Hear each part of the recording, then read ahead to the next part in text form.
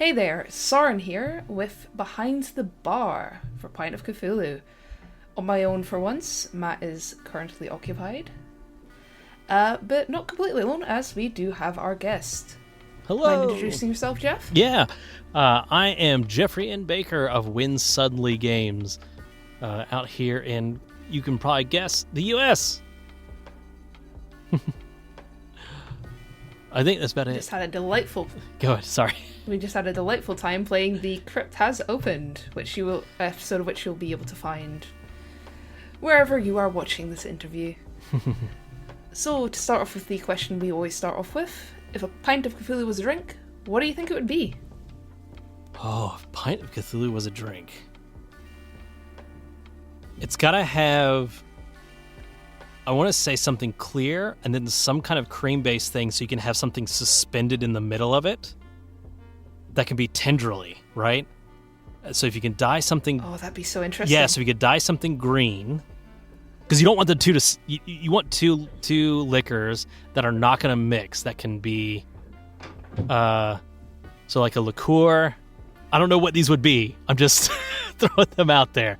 But yeah, you'd want something green, right? That maybe you could dye so they could kind of be tenderly and kind of swirl in the middle and be suspended into your other shot. So it would be a shot for me. Some kind of, hard liquor. Fair enough. Fun answer. And just as another general question, what TTRPGs have you played? Have you got any favorites? Oh my gosh. Most of them.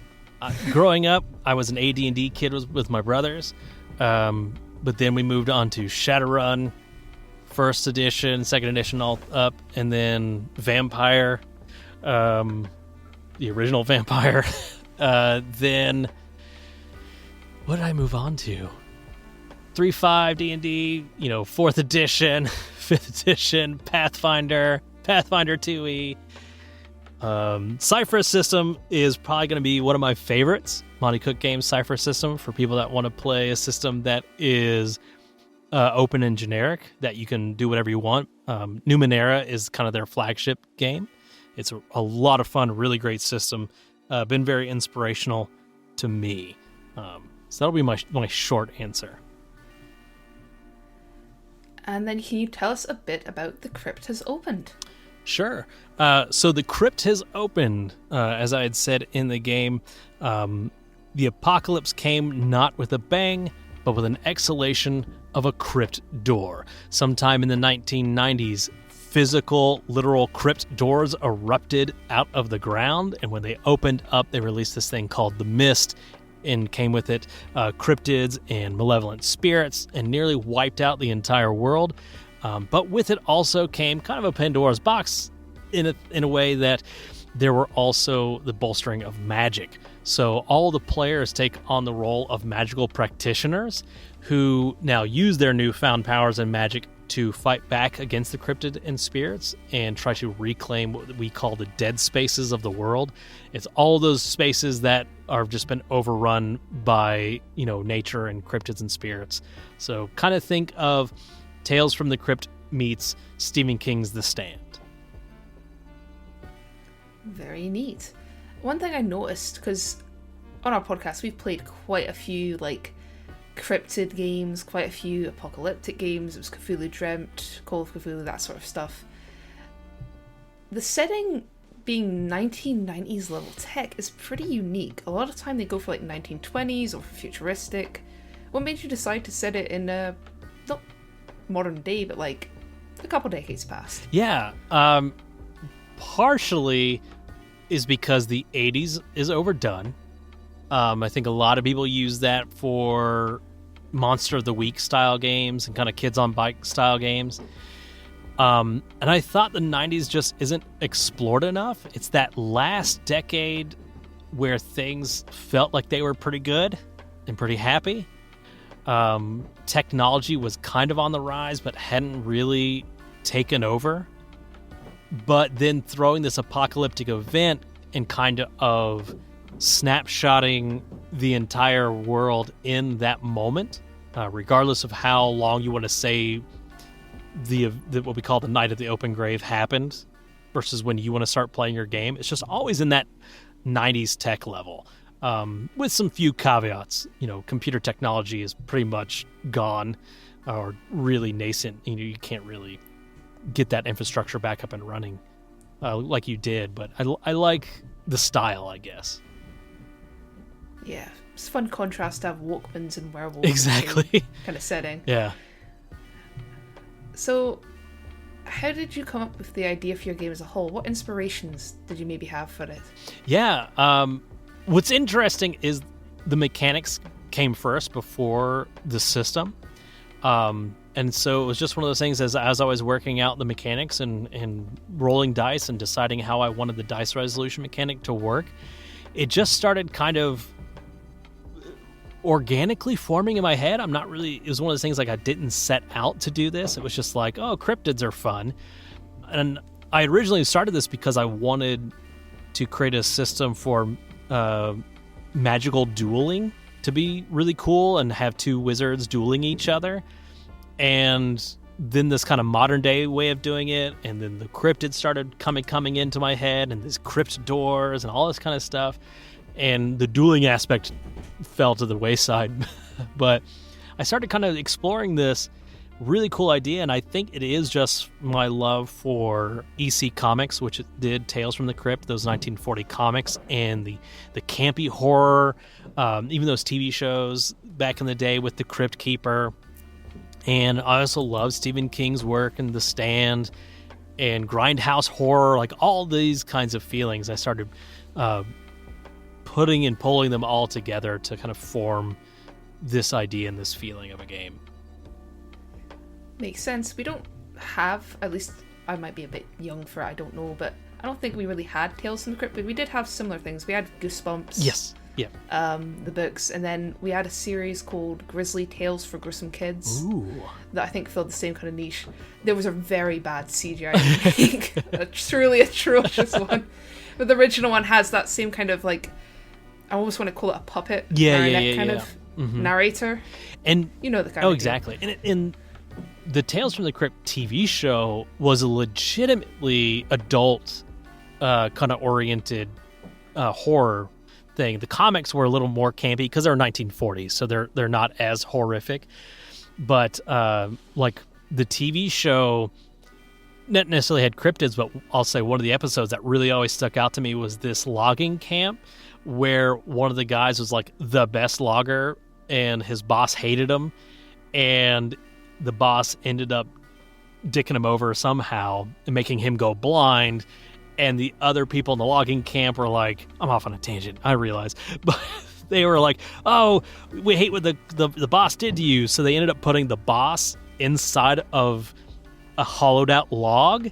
And they gave the blind guy a chainsaw. Like, we're going to help you. Because I think he originally just used axes. We're like, we're going to give you a chainsaw so that you can keep logging even though you're blind. And here's a log for you to saw through.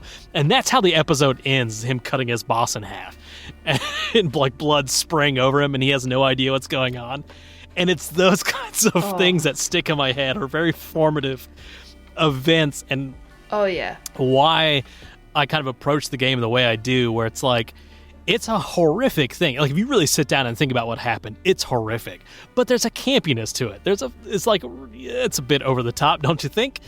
And so that's what I try to infuse into the game, in the setting. Yeah, it's very fun. To join you on your tangent a little bit, Grisly Tales from Gruesome Kids was similar, but it was kind of like, you know how kids shows try and instill morals and good behavior in kids a little bit. So in Grisly Tales, one of the episodes that stayed with me for quite a while was a girl kept her mouth open all the time, mouth breather basically. That's not a moral failing, but the show made out like it was. Of course. And so what happened to her, if I'm remembering correctly, is she kept her mouth open too long.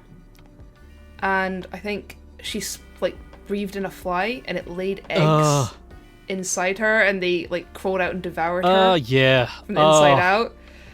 I love it. Also I think it was like a barbershop episode where he had a jar of tongues from like children's. He's cut the tongues out of them if they stuck their tongue out. I love it. That's so good. That reminds me of Yeah. there's another show, if people are listening, to go look up. It was called Erie, Indiana. Erie, Indiana is a real place here in the U.S., in Indiana, the state. But they used the name Erie in kind of double entendre, and it was kind of this Goosebumps kind of, these kids are solving mysteries throughout town, and there are always these odd kind of, slightly horror mystery things. It's really great. Yeah, it's always fun to have a little bit of horror as a kid. Nothing wrong with it. Just a little bit of lifelong trauma. So, what were the challenges of making the Crypt is open? The biggest challenges is getting people to honestly play test your game while you're developing it. I think that's one of the hardest things, even in the digital age, in getting schedules and you know how it is to get a game group running and going. And then it's the challenge of incorporating the feedback and knowing what feedback to listen to, what feedback you can safely put to the side as not really the feedback that you need, and then how to incorporate things. So that's really, to me, the biggest challenge of developing a game. Makes sense. To contrast that, what's the best part, the most fun part of making the game? Oddly enough, it is the feedback. It's the best part to me is after a game and hearing the players talk about it and listening to what they talk about and what they love, and just hearing, the things that maybe you've spent a long time fretting over, worrying about. And then when you hear that validation of those things that you were fretting and worrying about, like, okay, great. They do like the thing that I was hoping that they would like. This is working out the way I had intended. When you get that, that's such a great feeling. Because, as a designer, especially a solo designer, you're, often by yourself and you're just kind of hoping for the best. Fair enough. So with, I forgot the name. This is why Matt's usually with me to remind me. When Suddenly Games. Yes. With When Suddenly Games, there are a couple of other games, at least on the website. Can you tell us a little bit about those? Yeah, absolutely. So the other game I'll talk about first, Weird Dungeon, that was actually our first released game. We kickstarted that over a year ago. Weird Dungeon is an idea of a OSR dungeon crawler. OSR standing for Old School Revival or Old School Renaissance. It's trying to recapture the old days of D&D, the white box, black hack kind of stuff. Any rate, but with Weird Dungeon, the goal was to give players a book that they could use to procedurally generate a dungeon on the fly. So there are 11 tables in that book that you roll on to get the name of the dungeon level, what kind of monsters are in there, what kind of different effects are going on, traps, what kind of treasure may be in there, and you could actually play that game without a GM. Everybody could create a character, sit down, and you all just start rolling on these tables to figure out what kind of dungeon it is. And you could spend a night just being like, oh, what do we want to do? Hey, let's play Weird Dungeon. Let's see how many levels deep we can get tonight. Because each level gets bigger and bigger and bigger. So you could create a big mega dungeon if you wanted. And it's also cool because you can use it system agnostic, where you just use the tables, but play whatever system you want. So while we do have a system in it, you can use anything else that you would like. That is so neat. Yeah, it's a lot of fun. The other game is called The Color of Everything. It is... I created it for a game jam probably 2 years ago. Maybe a year and a half. It's hard to remember. And for that game jam, we had a restriction of you had to use a D6. Like that, everything you did had to use a D6. Okay. And it had to be 4 pages long. Okay. So those are my two rules. And I'm an animator by day. And I thought, it'd be really fun to do a game that centers around arts and artists And it essentially is you live in a world where each of the players are a singer, a dancer, an animator, a sculptor, whatever. But you actually have powers. But there is a being called Discordant who is trying to remove the color of life in the world. And you are trying to fight against Discordant and his desats, which is short for desaturations. So you have creatures like the missing frames, which are people that literally look like they're jittering and juddering because they have frames of their motion taken away. So you need an animator to put those frames back in and cure them. It's really real simple, not much to it. I'm looking at trying to expand it later time, but right now I haven't gotten around to that one. So it's one of those games I plan to come back to in the future. Neat. Certainly interested in that and do a little bit of art myself. I'd love to have a play of it sometime. That'd be great. Be very fun. So, do you have any tips for people who are aspiring to make their own TTRPGs? Maybe particularly people trying to go it solo? Yeah. Don't go solo. Meaning, find a collective, find a Discord group. I have a lot of friends that are also designers that we bounce ideas off of each other all the time. And we work together, and we learn from each other. And so if I can give a shout out to two Discord channels, is that okay? Is that fine with... Yeah, absolutely. Okay. Shout out all you want. One's called the TTRPG Collective. It's a huge Discord group. They have stuff in there for, like, let's see, mutual aid, industry chat, a lot of stuff for you to promote your own things. It's really cool and a really awesome kind of thing to get into. They have, oh my gosh, how many people they have? Several hundred members are in that one. So I highly recommend that. And then my other, this is the one I'm mostly active in, is called the Titterpig Academy. Titterpig, because if you take TTRPG and you phonetically sound it out, it's Titterpig. And in the Titterpig Academy, its main goal is to teach people games that aren't D&D. And we want to expand people's horizons into all the other games that are out there. But we also have a design channel in there for people to talk about. Because that's what we also believe in, is like, you need to play as many games as possible, different games. If you're going to be a designer, you need to be playing everything and learning from everyone. You can't just be playing one game, because you're only going to be able to make one game if that's what you do. I certainly would be interested in that. A big thing we do with Pint of Cthulhu is we try out different games, smaller games especially, constantly. Every season's a different bigger game, Call of Cthulhu, D&D, the Fallout TTRPG. But like we did with ourselves, we often do one-shots for smaller TTRPGs, for one-shot TTRPGs. So getting a good variety is something we're super invested in. Great. Might have to join and see if there's any other folks. Yeah, joining the Titterpig Academy. We'd love to have more people. I would slide that Matt's way. He's going to end up spending a bajillion quid again. And he's probably going to be the one editing this, so I don't care. I'm calling you outside. He's a local Kickstarter addict, but we love him for it. So am I. I mean, as a designer, I just backed DC 20, and that should be coming hopefully in the next year or so. I kicked Avatar. What else did I do? Shadow Dark. You're right. Yeah. I can go on. He gets me back for it because he keeps sending me nice dice to have a look at. There you go. Yeah, symbiotic relationship. There you go. Trying to mess with each other. So, I think that's about it for now. Okay. Where can people find you? Yeah. So obviously, winsuddenly.games. Go to the website. The reason why I send people there is you can download the Crypt is open for free right now.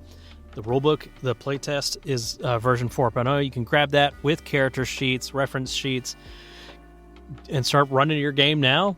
Have a lot of fun. Tell me if you do. Please email me. You can email me at jeff@winsuddenly.games. Let me know how the games go. I'd love to hear. And And you also, on Twitter, you can find me at Win Sudden Games. I couldn't get the full name. It was too long. So you have to go to Win Sudden Games on Twitter. But everywhere else, Win Suddenly Games. I'm mostly active on TikTok. And, of course, we have a Discord as well. Fair enough. Win Suddenly Games. Well, I guess that will be it for tonight. Well, thank you very much. We'll see you all later. Have a good one. On Pint of Cthulhu.